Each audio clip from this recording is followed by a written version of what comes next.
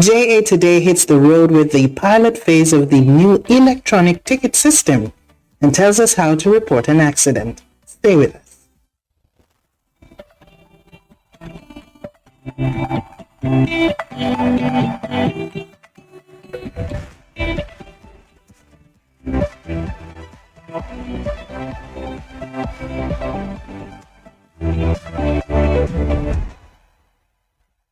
The electronic traffic ticketing system is expected to replace the existing manual ticketing system used by the Jamaica Constabulary Force to remove the element of human error that can occur. Let's get the facts.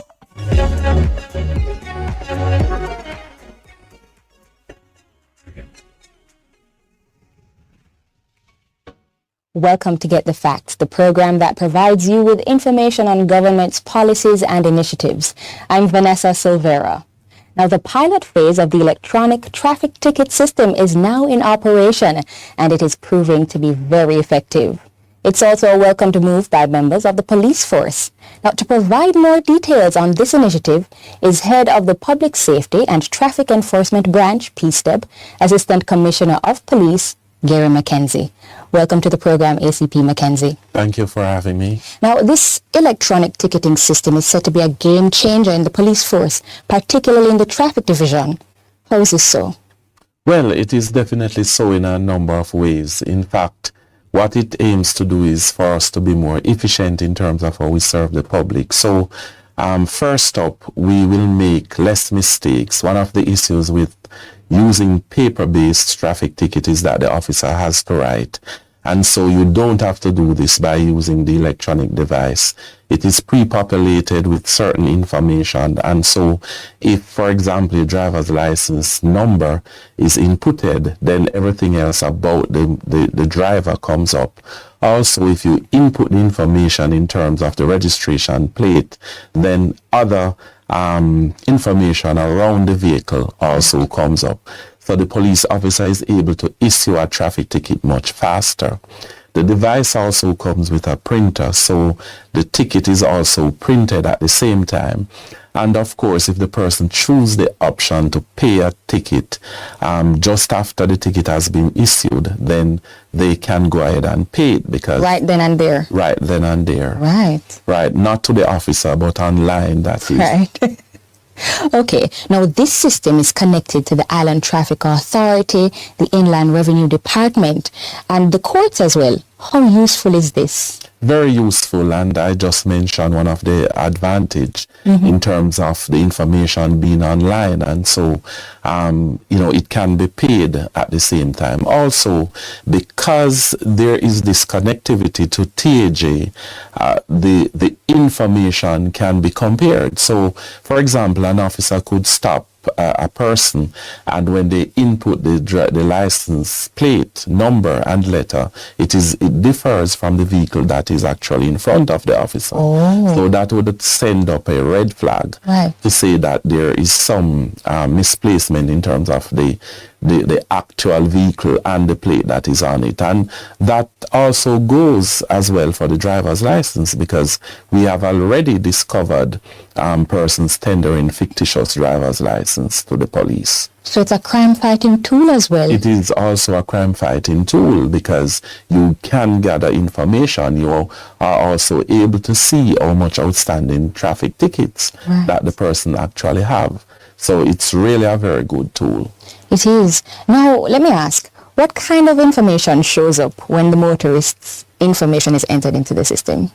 Well, the person's address, their date of birth, when the driver's license was issued, when it expires, for the vehicle, the registration information, your fitness information, the insurance company for which the vehicle would have been insured, as well as the issue and expiry dates.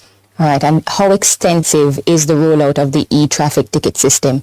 Is it in all areas of the island, or is it in concentrated areas? Well, it is not yet in all areas of the island. We have started in the more dense area of the country, which is in the corporate area and St. Catherine, and the aim is to extend it just like anything else. Once you start, then you assess and you move across as you acquire more instruments. Now, let's talk a little bit about the response from members of the JCF who use this electronic ticketing system.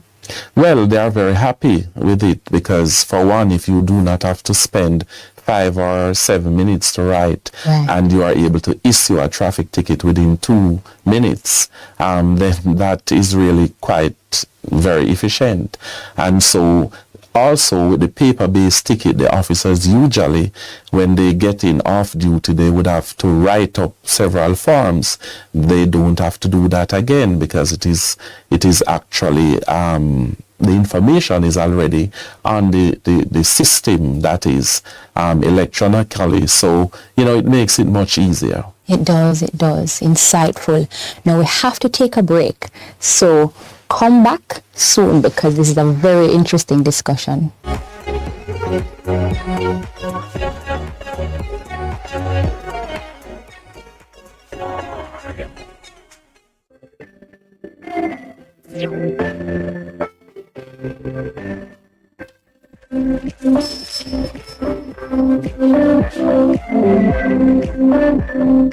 It's absolutely critical that we receive the vaccines. You will see hospitalizations and indeed deaths likely come down.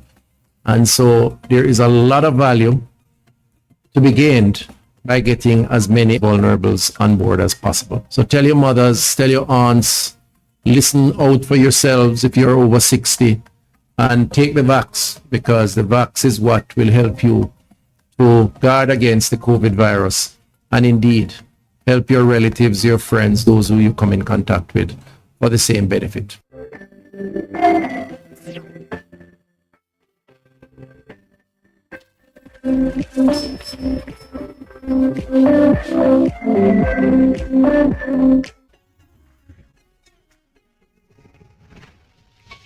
Welcome back to Get the Facts. Now we continue our discussion with Head of the Public Safety and Traffic Enforcement Branch, PSTEP, Assistant Commissioner of Police, Gary McKenzie.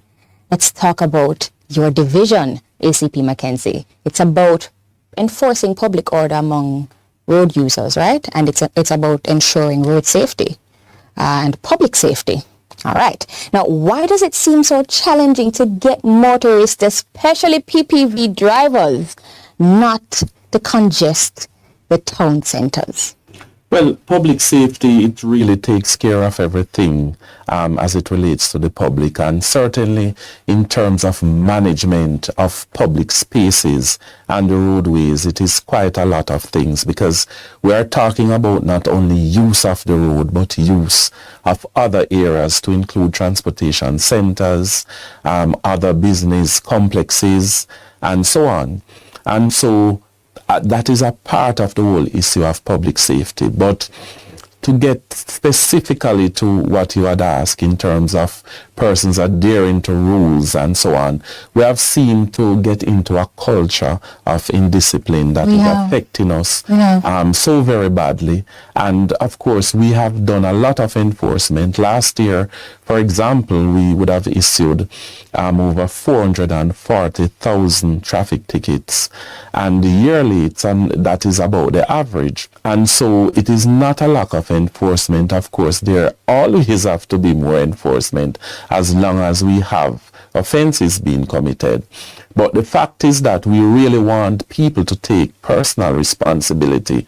And so we go the education route. We try to get to the various associations as it relates to public passenger vehicles. We try to get to other corporations, organizations, the schools in terms of use of the road, because we do have quite a bit of fatalities involving pedestrians, motorcyclists, and private motor car drivers and passengers. What can be done to change this culture, the culture of indiscipline, and where we have persons calling it economic survival mode?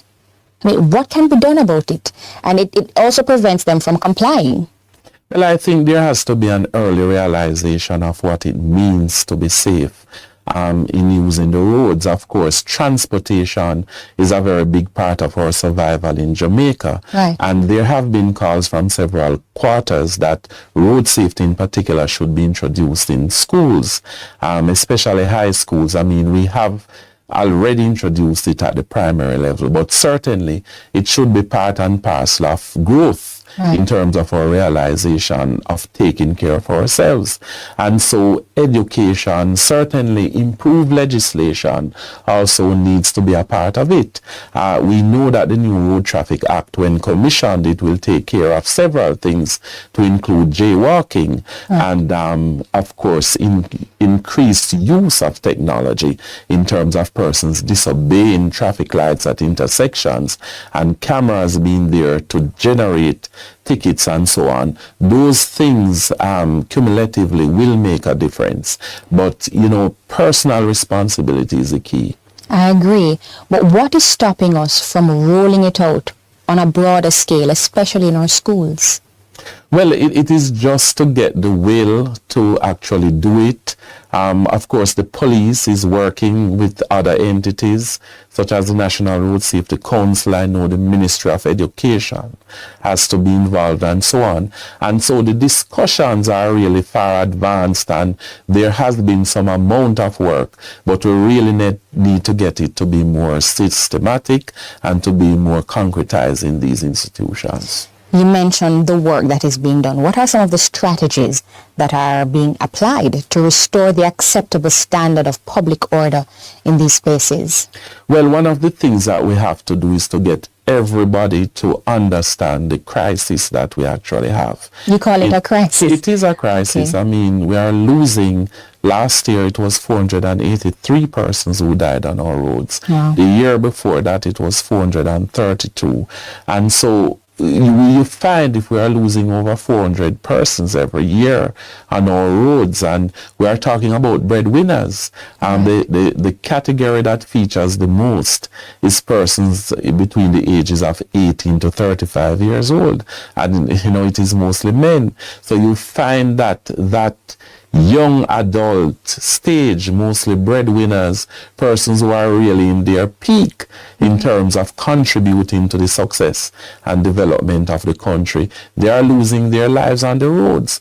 And it can be avoided. Over 90% of crashes are caused by human error. So this is something that we have to get into the head spaces of these persons. But as a police officer, we have to enforce. We have to use all that we have to enforce, to educate, to work along with our stakeholders to ensure that we can make a difference. Now, you mentioned the specific age group and the gender of persons who tend to have road traffic accidents. Why do you think that's the case?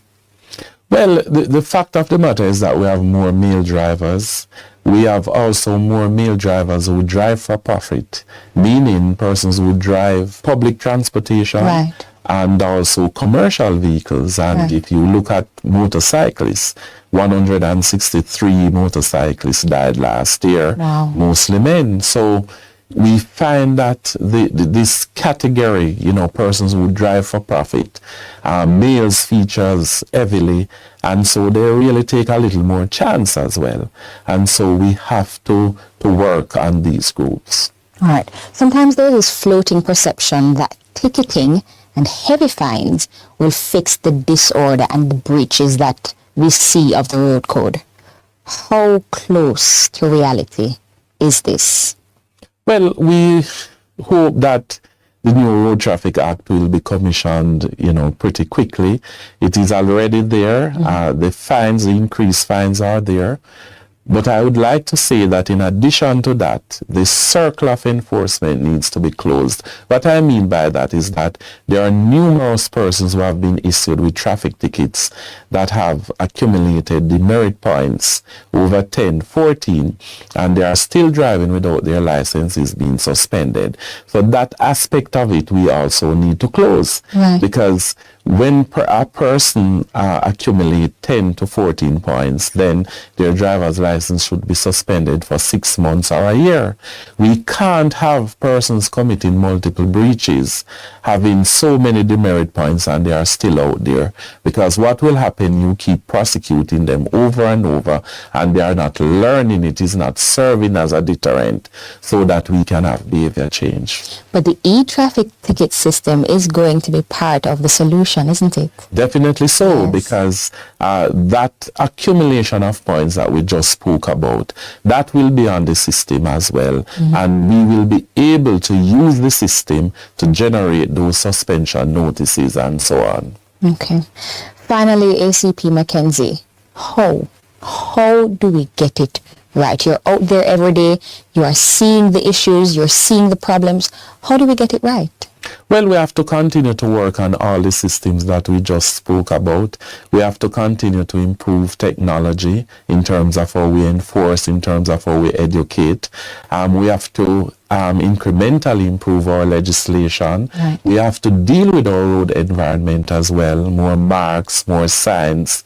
We have to be able to identify those areas that we have vulnerabilities.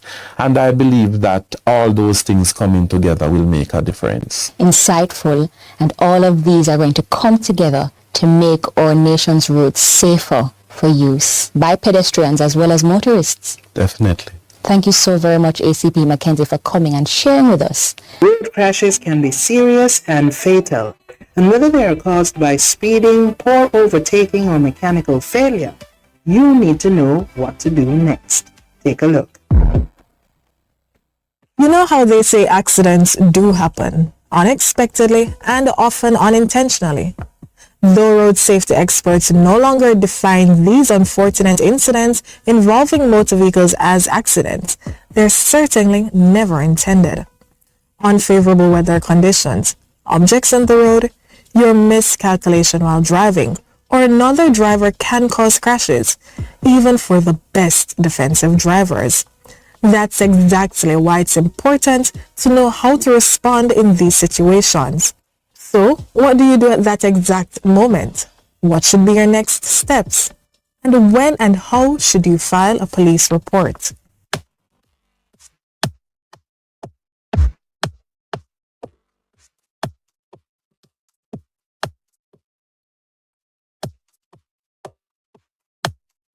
The number of reports that come to this station, perhaps it's on a basis of about 10 to 15 per day. That's the number of accidents per day. So after a road traffic accident, person should first try to clear the roadway if they are obstructing the traffic for other motorists.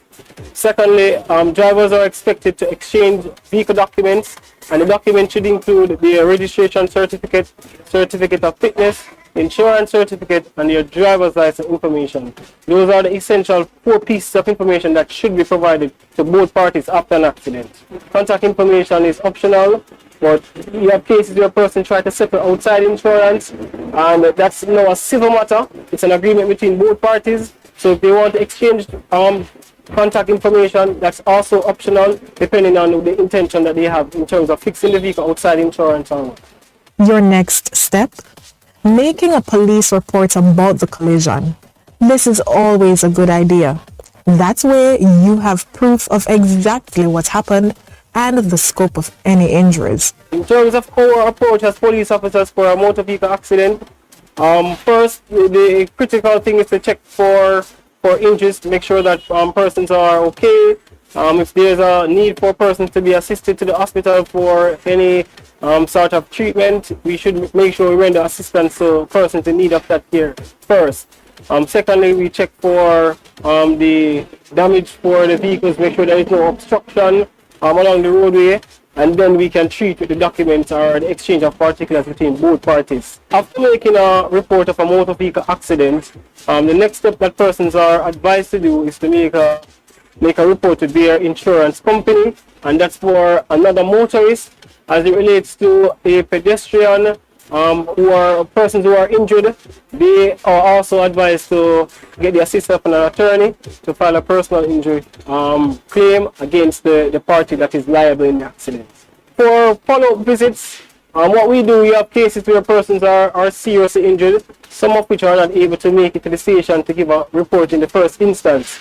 So what we try to do, whether the persons are hospitalized, we ensure that visits are made and that the person's conditions are updated as we go along. As we through the investigation, we ensure that the person's conditions are updated along the procedure. But are you always required to report traffic collisions?